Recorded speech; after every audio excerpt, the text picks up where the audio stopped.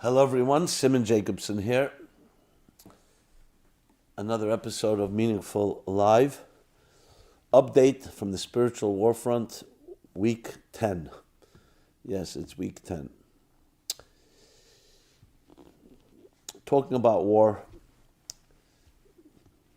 death, casualties, the pain, the grief, the upheavals is very difficult, especially when you think of it in personal terms. And difficult for everyone involved, no matter what side you're on. The innocent people. I mean, imagine how much sadness could be avoided if we didn't have bad people hurting others, provoking war. But as we say in these matters, it's difficult to talk, but even more difficult to remain silent. So we continue fighting from our end, the spiritual war. A few things that jump out at me and look at what's happening. You know, when things are going well in life in general, when we're in our comfort zone, so it's beautiful. You're calm, relaxed, no crisis, no alarms, you don't have to look over your shoulder. But what tends to happen in situations like that is a certain lull, a certain complacency.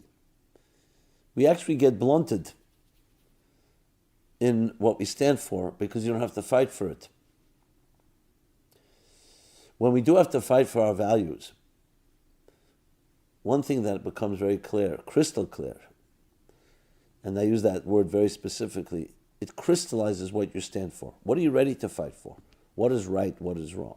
It's a powerful statement, a verse in the book of Daniel, the Bible, where he says in the end of times, one of the signs of knowing will be discernment. There'll be discernment, clarity. You'll be able to see things for what they are. Won't be that ambiguity, that snowball.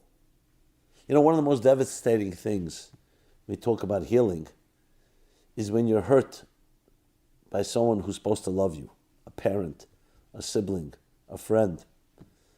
When you're hurt by someone, a stranger, or someone who's your enemy, it's also bad, not minimizing it. But it doesn't have quite the same profound wound, because it's not coming from someone that you're expecting love from. Here you trusted someone. There was love. The abuse is not just the abuse, it's also the abuse of trust, the betrayal, the violation of a certain unspoken contract between two people who love each other.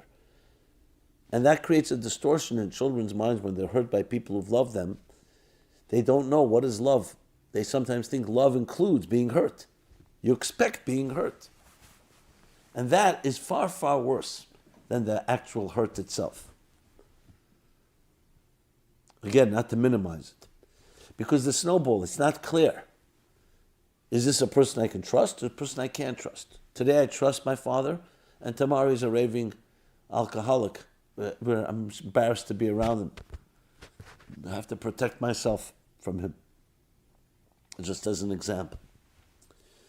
So, one thing that happens in times of war is you start seeing clearly what is right, what is wrong, what is good, what is evil.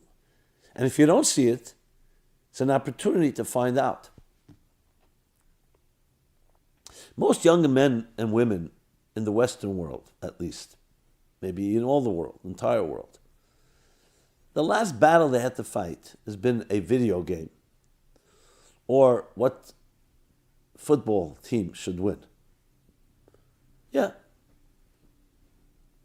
So that's a blessing. You don't have to fight any battles.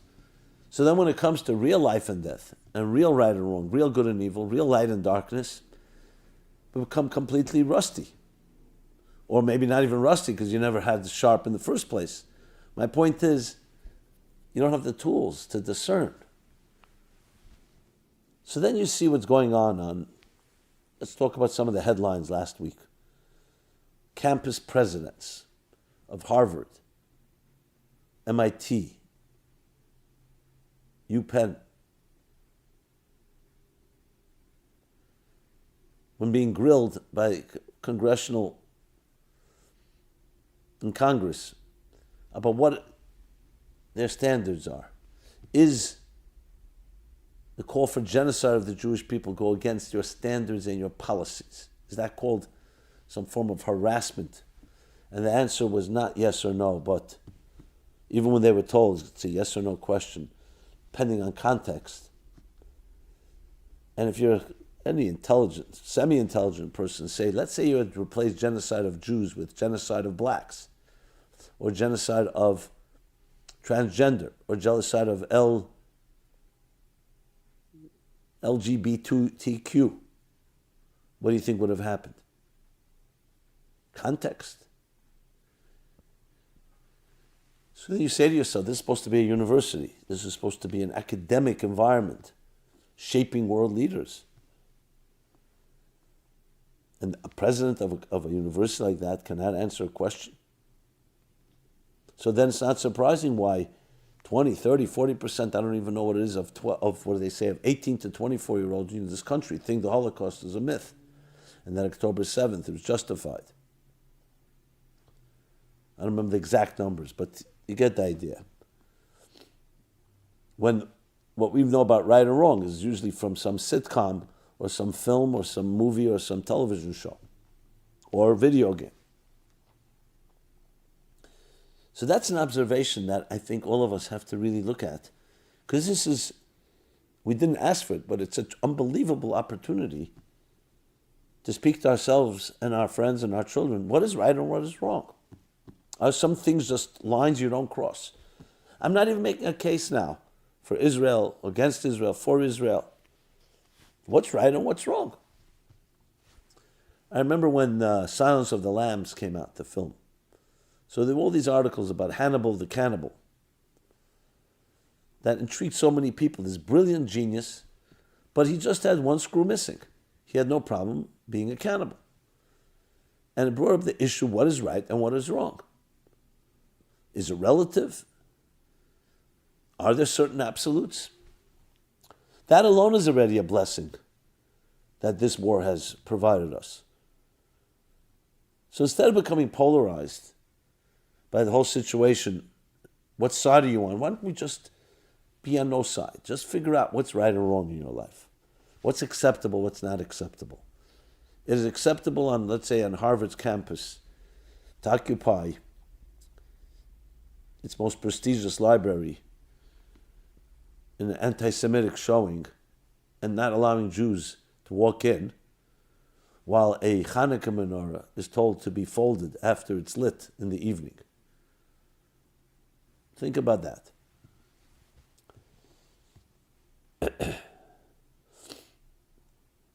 Is there a right to focus on and demonstrate the killing of one black man, unjustified killing, but forgetting that there are other people who've been killed in the name of being Jewish or something else? What is the selective, who you decide who's a victim? Now, I may be preaching to the converted if you're listening to me, but it doesn't matter. We all are engaging with all types of people, and you never know who's listening. I do know that a lot of people listen to me that don't agree with me, so that's great. Why I say it's great? Because I respect diversity and I respect different opinions. But let's at least be honest and some integrity in this conversation. Not a preconceived conclusion. Just a matter of finding some clarity. Is there anything you could identify that's absolutely right or wrong? Or everything is context?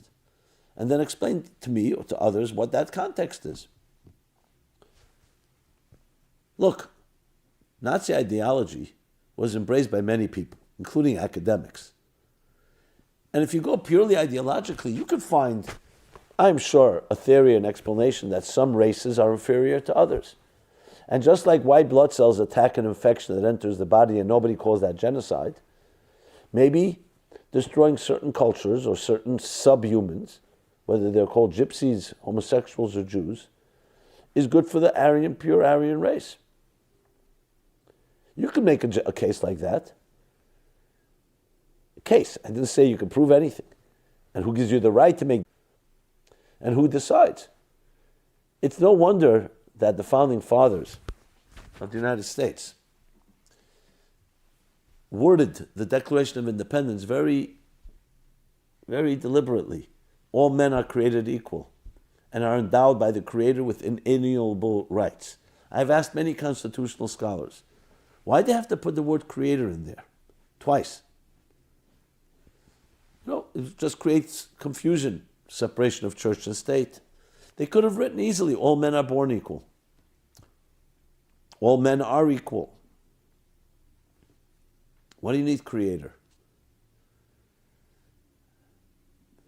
I haven't found anyone that answered legal answer. I have my theory. And I'll base on another question that many people do understand. All insurance policies will say this insurance policy covers these type of damages, those damages, but it does not cover a hurricane, a tornado, an earthquake, a tsunami, and other acts of, you name it, God. Not acts of nature, acts of God. Suddenly God is being invoked. And not for religious reasons. So this I asked an attorney, insurance attorney, I said, why? Why are they using the word of God? He says, because then it's guaranteed that I can't be of blame. Because this way, if you put it's an act of nature, you could say, well, maybe the buyer or maybe the insurer is responsible. When I say buyer, I mean the person who owns the owner, I should say. The owner or the insurer is the... Once you say it's God, that's a perfect scapegoat. It's God's problem.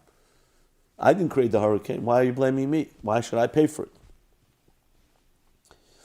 So suddenly God is convenient. The reason they put the word creator in, because it's the only way to guarantee absoluteness. If it said all men are born equal and endowed without the word creator, you could say, you know what, but maybe some are born more equal than others. Maybe the majority can take away that right from someone. But the creator, none of us are the creator. Once you say it's the creator, that's a domain that equalizes us all. We're all then really, truly equal. I mean, it's based on a biblical principle that all human beings are created in the divine image. All. 8 billion people of us, yes, all.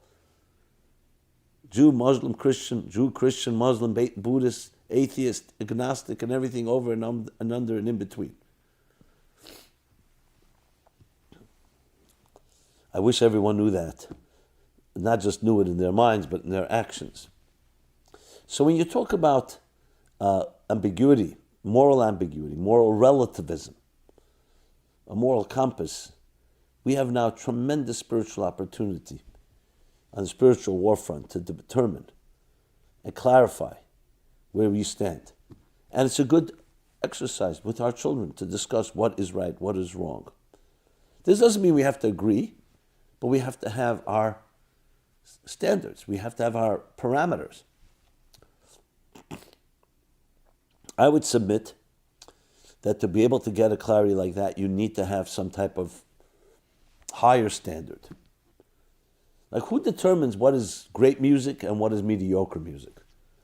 Great athleticism and what is not such great athleticism? It's not few people got together. A standard is established either by those that have done it well before and have achieved excellence, or some other way, and that's the standard by which you measure. Just like when you see an x-ray of a lung, you see the doctor place it on a screen juxtaposed near a healthy lungs, so you could see this is what a healthy lung looks like, and this is what, God forbid, a lung that may be infected looks like. So we need that context. Without that context, then everybody's a moving target. You can create whatever you like the standard, and then everyone has to measure by your standard.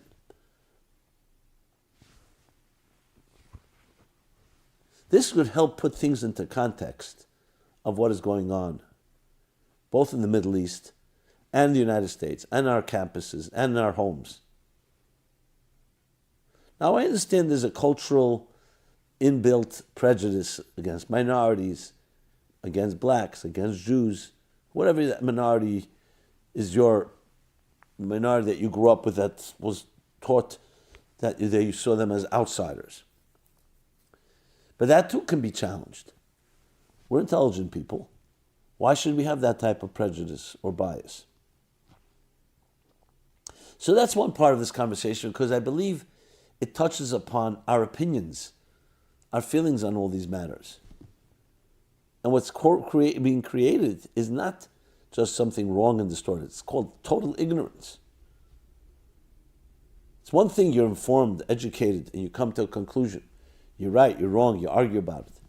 But if it's based on ignorance and based on preconceived notions and based on propaganda and misinformation and disinformation, and all you need is technology now just to amplify that.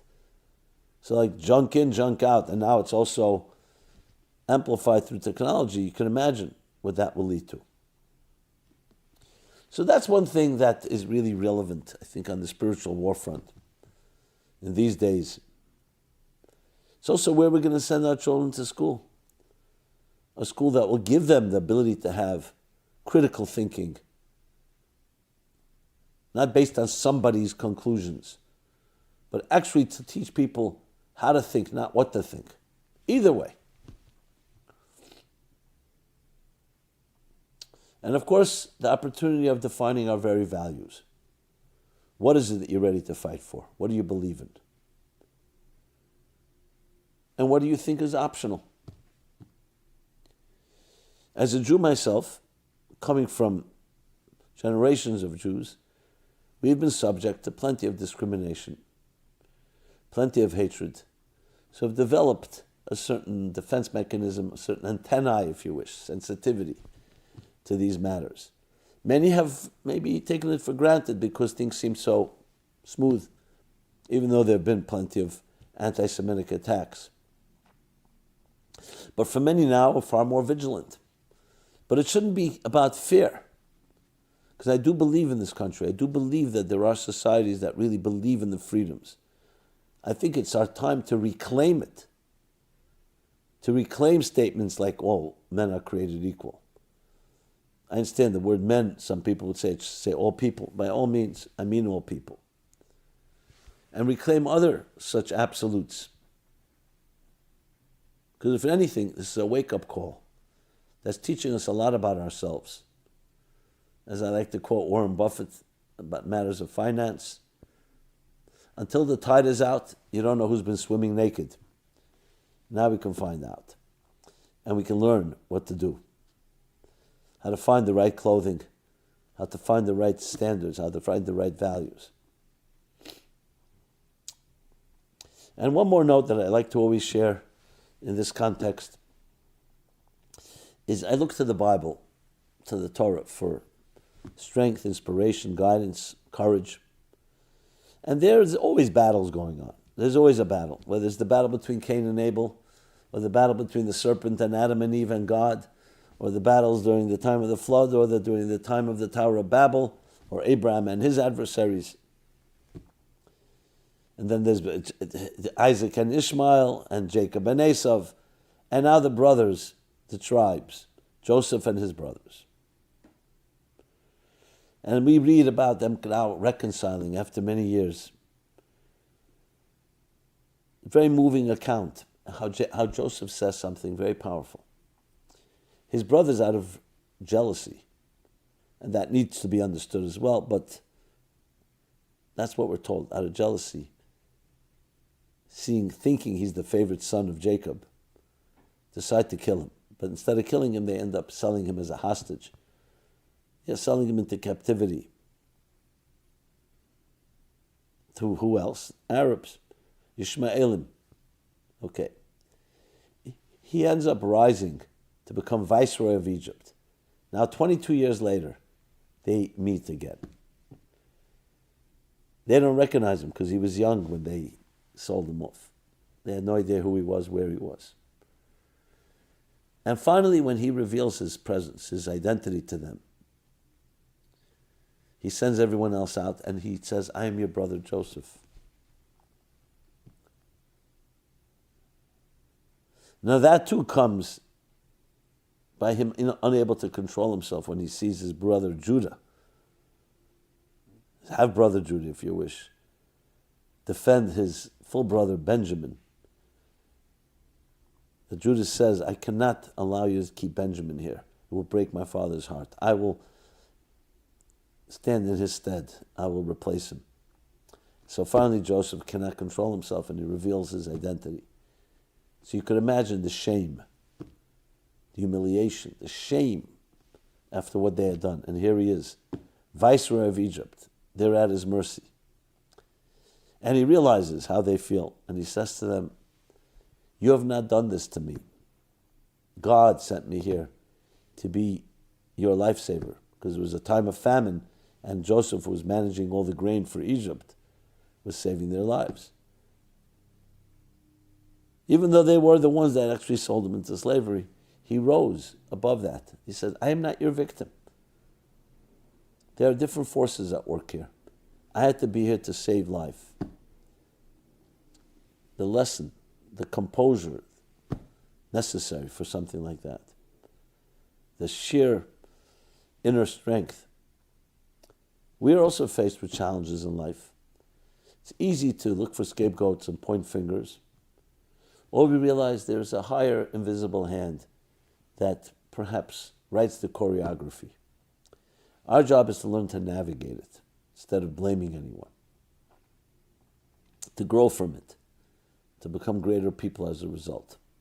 It's a tremendous lesson, especially in times when things are difficult. And when you look into the deeper story, these are characters that are like archetypes that would define historical events that were to come. Later there'd be the split between the kingdom of Judah and the kingdom of Israel. And ultimately they would reconcile. They would come together and join as one, as we read in the Haftarah of the week, of this week's chapter. So we have our differences. Some differences are not reconcilable because some people just are cruel, evil. They have hatred in their hearts. Distorted. Maybe you can trace it, but it doesn't matter. There comes a point where you're ready to kill someone because they're just not like you or because you think they deserve to be killed.